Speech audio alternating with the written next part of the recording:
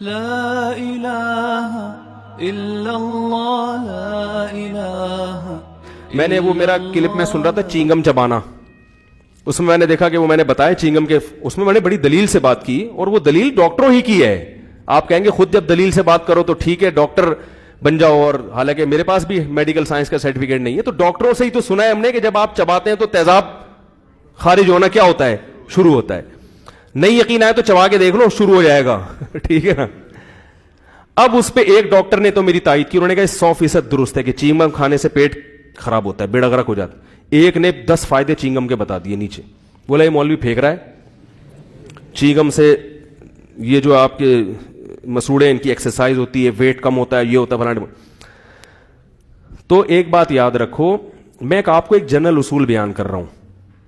قرآن و سنت کا جو علم ہے نا, وہ تو اللہ اس کے نبی کی باتیں حرف آخر ہیں, وہ تو اللہ کی طرف نسبت ہے, اس میں غلطی نہیں ہو. میڈیکل سائنس اگر کوئی ایسی بات کرے نا جو بالکل نیچر کے خلاف جا رہی ہو, تو کوئی بھروسہ نہیں ہے کل ان کی تحقیق بدل جائے. جگالی کرنا یہ انسانوں کا کام, بولو بھائی, بیٹھے کر رہا ہے بیٹھ کے, یہ کوئی اچھی حرکت نہیں ہے. دانتوں کی ورزش کے لیے دیکھو, ہم لوگوں کو کہتے ہیں ٹانگوں کی ورزش کرو, کیوں؟ پہلے لوگ چلتے تھے اب چلتے نہیں ہیں, تو چلو. پہلے دوڑتے بھی تھے اب دوڑتے نہیں, ہم کہتے ہیں جاگنگ بھی کرو. کیا خیال ہے؟ پہلے تھوڑا کھاتے تھے, سوری بلکہ ابھی میں اس طرف بعد میں آؤں گا, چند مثالیں اور دے دوں. پہلے جو ہے محنت مزدوری کے کام کرتے تھے اب نہیں کرتے, ہم کہتے ہیں ویٹ لفٹنگ بھی کرو, صحیح, جم بھی جاؤ. لیکن ایسا نہیں ہے کہ پہلے کھاتے تھے اب کھانا چھوڑ دیا لہذا چینگم چباؤ دانتوں کی ورزش کے لیے. پہلے جتنا کھاتے تھے نا اتنی دانتوں کی ورزش نہیں ہوتی تھی, اب سارا دن کھاتے ہیں, تو دانتوں کی ایکسرسائز کے لیے چینگم چبانا پرلے درجے کی. اب تو دانتوں کو آرام دینے کی ضرورت ہے کہ تھوڑی دیر تو چپ کرے بیٹھا رہے.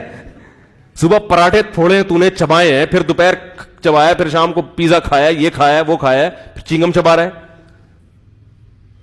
اور رہا یہ مسئلہ کہ اس کے اتنے فائدے ہوں گے, فائدے ہر چیز میں کوئی نہ کوئی فائدہ تو ہے, لیکن فائدے زیادہ ہیں یا نقصانات. اور کیا وہ والے فائدے کسی اور طریقے سے تمیز سے حاصل نہیں ہو سکتے؟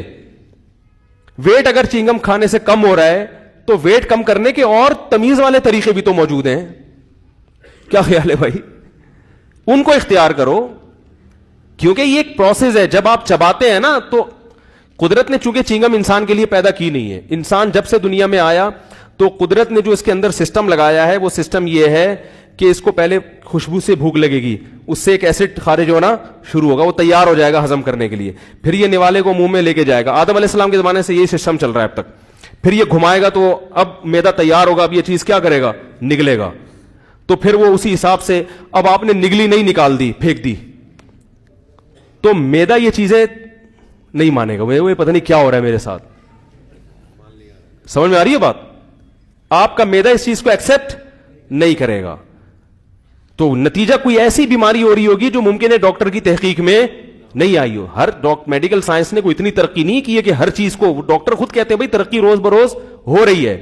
تو اس لیے کوئی بھی ایسا ایب نارملٹی والا کام مت کرو ڈاکٹروں کے کہنے پر جو آپ